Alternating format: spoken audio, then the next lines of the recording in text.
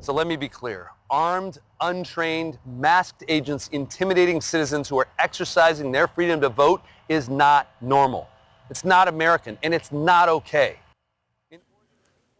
Oregon Secretary of State Tobias Reed in a social media post this past week defending Oregon election practices. This after President Trump's former advisor Steve Bannon said that ICE agents would, quote, surround the polls in November. The Department of Homeland Security says that won't happen, but with the president calling for elections to be nationalized, it's raising concerns at elections offices across the nation, including here in Oregon. And here to talk about it and election integrity with the midterms approaching is Oregon Secretary of State Tobias Reed, a former state legislator and Oregon State Treasurer before being elected as Secretary of State in 2024. Secretary Reed, welcome back to Eye on Northwest Politics. Thanks, Ken. Always glad to be with you. Why did you decide that it was important to put out that video? There is nothing more important in our democracy than people voting and the opportunity for Americans to hold politicians accountable. And we're really proud of the way we do things in Oregon, and we want people to feel confident about that. We are stronger when more people participate, and that's what we're about in Oregon. We want to make sure that people are participating, and we're in a strong position to do that. We're not going to cede that authority to the federal government because the Constitution is really clear. States run elections, not presidents. And I think what we want is a president who's focused on things that actually matter to Oregonians. We don't want somebody who's relitigating an election that has clearly been established. Let's focus on healthcare and education and costs and not distract. I think he's scared and well aware that his administration is wildly unpopular. Well, Oregon was the first state to go totally vote by mail. We've been doing it for more than 20 years now. That's right.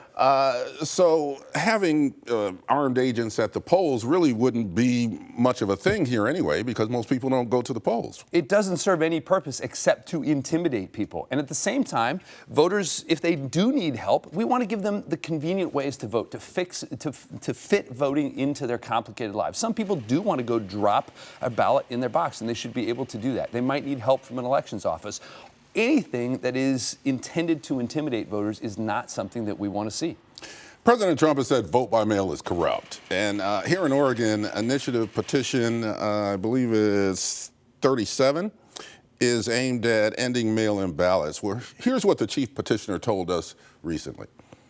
We want hand-counted ballots at the precinct level, results by election night, and we want to make Election Day a state holiday. What's wrong with that? What's wrong with that is that our system works. It absolutely works. We are among the national leaders when it comes to turnout. We have higher turnout, we have lower costs, we have higher security. Our job is to get people to vote and to count ballots correctly. It's not about timelines. And our system does that as well or better than any others. Oregon is the gold standard when it comes to running fair, accurate, inclusive vote-by-mail elections, and Oregonians ought to be proud of that. The U.S. Postal Service has changed when mail gets postmarked. How could that affect elections? It does affect things, and it concerns me that these cuts at the Postal Service are going to make it harder for people to vote. So if you live more than 50 miles from Portland, your mail is going to come to Portland before it gets a postmark. So we are in conversations with our clerks and with Oregonians. Here's what people need to know. The best thing, if there's a way for someone to get to an official ballot drop box that's controlled by the counties, that's the best option. You can still use the mail, but if you're going to, it's best to do that more than a week before Election Day. If you need to mail it closer to Election Day, go to the post office, go up to the counter and get a hand postmark. That will make sure that the ballot can get to us on time and get counted. But the best thing, the very best thing, if you can use a county drop box, you don't have to worry about the post office. Federal judge dismissed a lawsuit against you and Attorney General Rayfield by the Trump administration seeking complete access to the state's voter rolls and data. Why did you fight so hard against that? Two reasons. They don't have access, they don't have the right to access that information. Let's think about what it actually is. This is partial social security numbers. This is full birth dates. This is full driver's license numbers. The kinds of things that are entrusted to us with the assumption that we're going to protect it. It can be used for all kinds of nefarious purposes. And even if the federal government had the right to that information, which they don't, I don't trust them with that. We see what happens when that information is mishandled, and I am not about to gamble with the identity or the information of Oregonians. We have had some election issues here, and excuse me for reading this, but I want to get it right. Governor Kotek temporarily suspended our motor voter program last year after DMV mistakenly registered about 1,600 people. And more recently, you said that up to 800,000 inactive voters will be purged. That's a big number. Why wasn't that done before? And can you see how incidents like these would lead people to question our election security? So thanks for bringing it up. Let's talk about what this is. What we're doing here is purging outdated, useless information that is not even used anymore. Those 800,000 are inactive voters, which means they do not get ballots, they do not vote, they do not affect elections. But it's information that we don't use, so we need to get rid of it.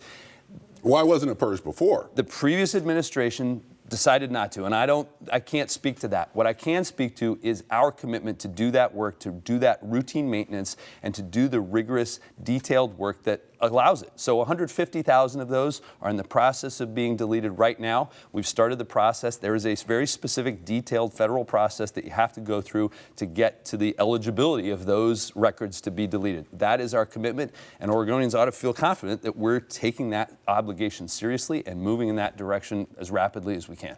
And in terms of the motor voter situation? Yeah, we took that really seriously as well, and we've enacted a number of additional safeguards to reduce the risk of those kinds of errors. These are control files that come from the DMV, the Secretary of State's office, to make sure that records are accurate. It's random sampling going back to the DMV saying, run this again. It's regular visits from our office, our elections team, our audits team, and county clerks to the DMV office to make sure that they're continuing those changes, and the permanent rules that are in place now. There's an independent audit that came out this summer that says that those things are working already. So we take that very seriously, and we started on that the moment I started in office. Taking a look at the big picture here, what did you think when you saw federal agents seizing ballots in Fulton County, Georgia? And what does that say about elections nationally? I think it's chilling. I think people are concerned. I think people ought to be really clear about this being another example of federal overreach. And in Oregon, we're really confident. So if they did come to Oregon, I think what they would find is records that are well kept, is elections that are run well. We wouldn't have anything to be concerned about in terms of what they would find, but they shouldn't be overreaching that way. So we're in constant contact with our clerks. We're making sure that they have the resources, the tools they need, that they would understand how to deal with that with their county councils, with our assistance as well. We take that really seriously. And Oregonians ought to be, reacting in a way that's saying the most important thing we can do in any election, in any moment, is to vote. And that's got to be our focus going forward. We've only got about 30 seconds left, but what do you think about the legislature? Is there anything in the legislature that you're following really closely now? Yeah, I'm making sure that we are doing a good job with campaign finance reform. Our top priority is to limit the unlimited flow of dollars into Oregon campaigns. And we're making sure that is going to happen in a good way for us, so that Oregonians can have a campaign finance reform system that they are proud of, that actually works. That's the legislature's job, and we want to make sure that they do it. Secretary of State Tobias Reed, thanks for being on Eye on Northwest Politics. My pleasure. Thank you.